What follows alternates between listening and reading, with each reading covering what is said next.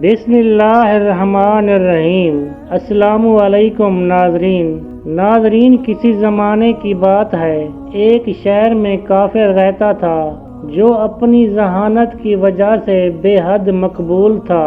اس کافر کی اہم بات یہ تھی کہ وہ مسلمانوں اور اسلام کے سخت خلاف تھا اور اکثر بیہودہ سوالات نکالتا اور لوگوں کو چیلنج کرتا کہ میرے سوالوں کے جواب دے، اور اس طرح وہ اپنی غلیظ سوچ سے ان سب کو نیچا دکھاتا اور یوں اس کو اپنی ذہانت پہ بے حد غرور ہو گیا۔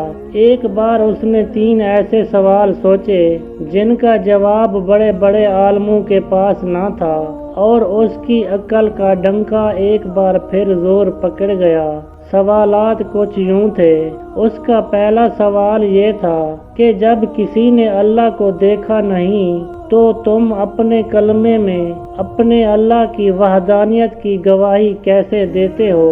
اللہ کے سوا کوئی معبود نہیں۔ اس کا دوسرا سوال یہ تھا کہ جب ہر چیز پر اللہ قادر ہے اور جو کچھ بھی ہوتا ہے وہ اللہ کی مرضی سے ہوتا ہے، تو پھر کسی بری بات کے لیے انسان کیوں قصوروار کہلائے گا؟ اس کا تیسرا سوال یہ تھا، جب شیطان آگ سے بنا ہے اور اللہ تعالیٰ کہتا ہے اسے قیامت کے دن جہنم کی آگ میں جلایا جائے گا، تو شیطان کا کیا بگڑے گا؟ بھلا آگ کا آگ پہ کیا اثر ہوگا؟ یوں اس نے اپنے سوالات پیش کیے، لیکن کوئی بھی اس کے سوالوں کا جواب نہ دے سکا۔ کچھ دن گزر گئے۔ ایک دن وہ کافر کسی کام سے باہر نکلا۔ ابھی وہ کچھ دور ہی گیا تھا کہ اس کا گزر ایک درویش کے پاس سے ہوا جو کہ زمین پر بیٹھے مٹی کے 2-3 بڑے بڑے گولے بنا رہے تھے۔ جیسے ہی وہ کافر اس کے پاس سے گزرا، انہوں نے اسے آواز دی اور اپنے پاس آنے کو کہا۔ وہ سادھو ان درویش کے پاس چلا گیا۔ انہوں نے کہا، سنا ہے تمہارے چند سوالات ہیں جن کا آج تک کوئی جواب نہیں دے سکا، ذرا مجھے بھی اپنے سوالات بتاؤ، شاید میرے پاس ان کا کوئی جواب موجود ہو۔ یہ سن کر وہ کافر بڑے تکبر سے مسکرایا اور کہنے لگا، جناب میرے سوالوں کے تو بڑے بڑے علماء کرام جواب نہ دے پائے، تو ایک درویش کے پاس کیا علم ہوگا؟ یہ سن کر وہ بزرگ مسکرائے اور کہنے لگے، اپنی سوالات بیان کرو۔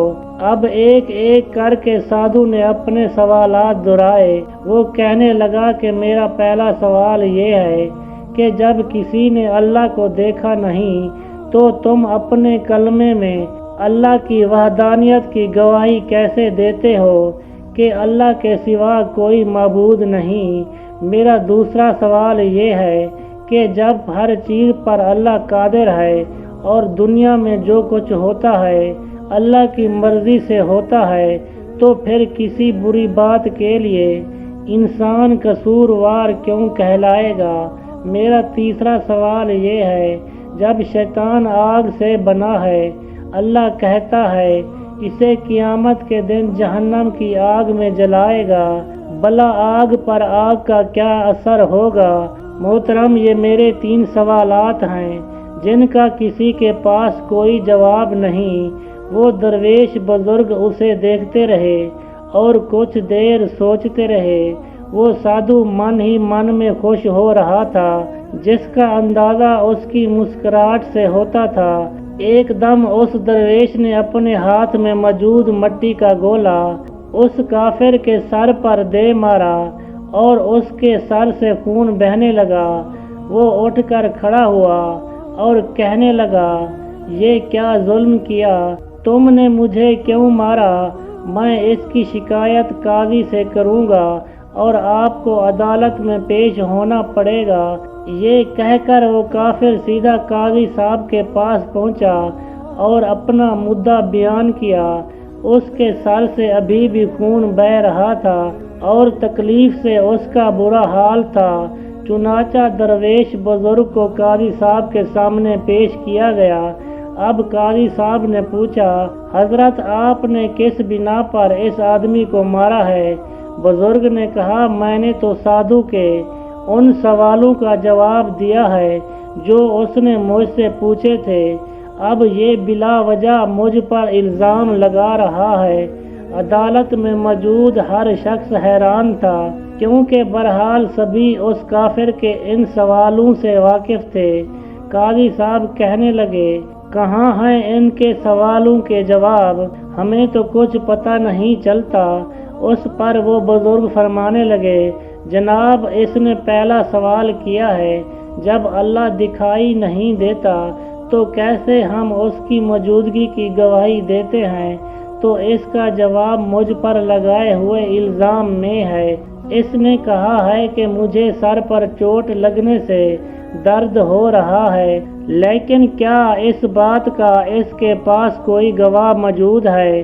वो काफिर बोला, इस बात का गवाह कैसे हो? दर्द तो मुझे हो रहा है। दरवेश ने कहा, ये हम कैसे मान लें तुम्हें दर्द हो रहा है?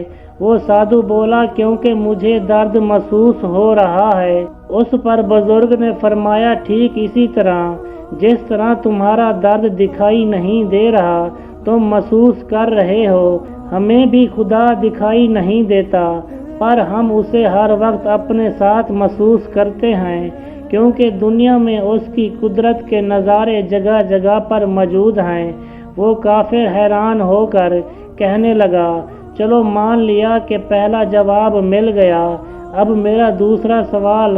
वो बुजुर्ग बोले, तुम कहते हो जो करता है अल्लाह करता है, उसमें बंदे का क्या कसूर है? इसके दूसरे सवाल का जवाब भी उसके इल्ज़ाम में ही मौजूद है जो उसने मुझ पर लगाया है। जब सब अल्लाह ने किया तो उसमें मेरा क्या कसूर है? उसने मुझ पर इल्ज़ाम क्यों लगाया? अब उसके दूसरे सवाल का जवाब भी उसके सामने था। फिर कहने लगा, अच्छा मान लिया कि मुझे मेरे दूसरे सवाल का जवाब भी मिल गया, लेकिन क्या आपके पास मेरे तीसरे सवाल का जवाब मौजूद है? वो बुजुर्ग बोले, तुम्हारा तीसरा सवाल ये है कि शैतान आग से बना है और अल्लाह कहता है उसे क़यामत के दिन जहन्नम की आग में डाला जाएगा, तो उस आग से शैतान का क्या बिगड़ेगा? तुम पहले मुझे ये बताओ कि तुम खुद किस चीज़ से बने हो? वो साधु बोला, मैं मट्टी से बना हूँ। उस पर बुजुर्ग ने पूछा, अच्छा वो गोला जो मैंने तुम्हारे सर पर मारा था वो किस चीज़ का था? साधु बोला, वो भी मट्टी का था। उस पर दरवेश ने कहा, बिल्कुल ठीक जैसे तुम मट्टी के बने हो, और वो गोला भी मट्टी का था जिससे तुम्हारा सर फट गया। अगर तुम ये कहते हो शैतान आग से बना है और उस पर जहन्नम की आग का क्या असर होगा, तो इस तरह तुम्हें भी मट्टी के गोले से कुछ नहीं होना चाहिए था, लेकिन तुम्हारा सर जख्मी हो गया। बिल्कुल ऐसे ही क़यामत के दिन दोज़ख की आग शैतान को पाश पाश कर देगी। वो साधु बहुत हैरान हुआ, हत्ता कि अदालत में हर शख्स हैरान हो गया कि किस हिकमत से इस दरवेश ने इस काफिर को लाजवाब कर दिया।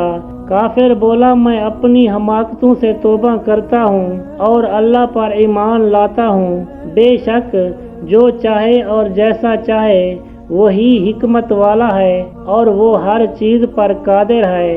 आमीन सुम्मा आमीन या रब्बुल आलमीन।